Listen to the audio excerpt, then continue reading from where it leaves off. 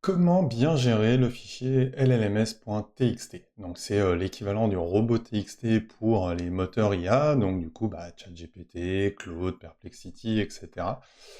C'est un hub qui va vous permettre donc de bien diriger ces moteurs. Et donc je me suis dit, il fallait que je vous fasse un tuto pour vous montrer comment bien le gérer. Donc on va aller voir ça tout de suite. Je me suis connecté, vous le voyez en FTP, sur un site, ceux qui connaissent voient un site WordPress. Donc là, on voit que le fichier llms.txt, il est à la racine, et il y a une action hyper importante à faire dessus. Donc c'est pour ça que je vous fais cette vidéo. C'est vous faites un clic droit ici, vous allez sur effacer, et quand ça vous demande de supprimer le fichier, vous cliquez sur OK.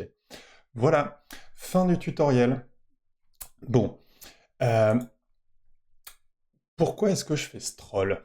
Pour le début, déjà parce que c'est marrant. Et ensuite, tout simplement parce que ce fichier ne sert à rien. Voilà. C'est important de le dire, il y a de l'esbrouf qui est faite et qui est basée sur à peu près rien du tout. Alors, euh, vous n'êtes pas obligé de me croire, c'est pour ça que je vais vous donner quelques arguments qui me semblent importants. Alors, le premier, c'est que les moteurs IA ont déclaré eux-mêmes que non, ils ne crawlaient pas ce fichier. Ça, c'est le premier point. Alors, on pourrait se dire, sur Google, John Mueller a dit plein de fois des trucs qui étaient bidons, donc pourquoi pas ignorer ce point. Ensuite, on a un argument de l'intérêt de la supposition, etc., qui est d'aller voir ce qui est censé y avoir dans un fichier llms.txt.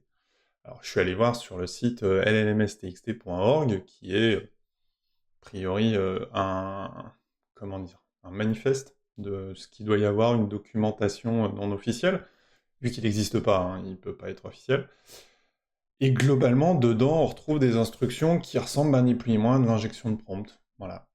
Donc, quand on sait que l'IA est sensible aux injections de prompt, mettre un fichier qui serait à quasi systématiquement détourné pour faire de l'injection de prompt, ce serait juste débile. Voilà. Ce serait ignorer des années et des années de R&D sur les moteurs de recherche, où ils n'ont eu de cesse, pardon, de faire quoi? De supprimer tout ce qui n'était pas du rendu utilisateur concret. En gros, tout ce qui était keyword, texte planqué, etc., ça fait partie des choses que Google s'est mise à progressivement ignorer. Pourquoi? Parce qu'on pouvait mettre des choses qui n'étaient pas ce que l'utilisateur voyait. Bon, là, on peut imaginer que c'est exactement la même chose. Ce qui est utilisé, c'est le contenu de votre page. Voilà, ni plus ni moins. Et des pages environnantes, avec tous les mécanismes de citation, etc. Donc, imaginez qu'on peut aller injecter des trucs dans un LMS, c'est une hérésie. Voilà. Ça ne fait absolument pas sens d'un point de vue logique. Enfin, dernier élément, est-ce que ce fichier est crawlé? Bon, si vous prenez un Screaming Frog Log File Analyzer ou n'importe quel autre outil d'analyse de log, vous verrez qu'il n'y a aucun hit vers le lms.txt. Ils y vont pas, ils ne le consultent pas, même quand il est présent. Et si vous n'en avez pas et que vous voulez aller voir la confirmation, vous devriez avoir des erreurs 404 de ces bots qui viennent. Il n'y en a pas. Donc il est réellement, factuellement pas utilisé. Voilà pourquoi est-ce que je vous disais que la seule chose à faire, c'est de le supprimer. Et j'ai également vu des discours qui disaient oui, mais on peut le mettre, c'est pas grave, machin.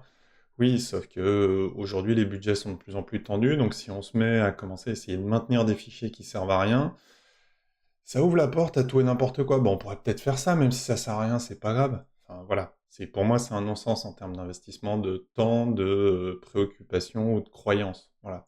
Et c'est pas bien de laisser des croyances fausses s'installer. Voilà.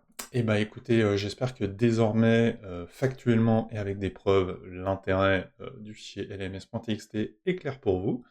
Et si vous avez aimé ce tuto, je vous invite à le liker et vous abonner à la chaîne. Et je vous dis à très vite pour une prochaine vidéo sur 410 Gone. Ciao ciao.